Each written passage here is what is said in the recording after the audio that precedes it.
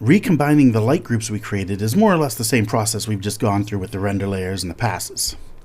We use the everything view layer to set up the light groups, so let's duplicate one of our render nodes and switch the layer it's using to everything. Now we can see the individual outputs of the light groups we created. Here's the pink light, the purple light, the environment, and the spotlights. You can see it rendered each pass of the scene as if the light group selected was the only lights in the scene. To get them back to the original image, we simply add them all together. Let's start by just duplicating one of the add mix nodes we already have in the scene and plugging the pink light into the first socket.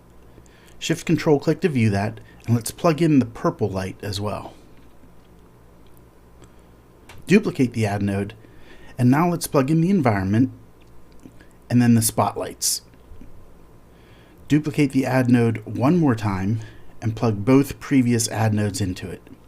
And now we're back to our original image.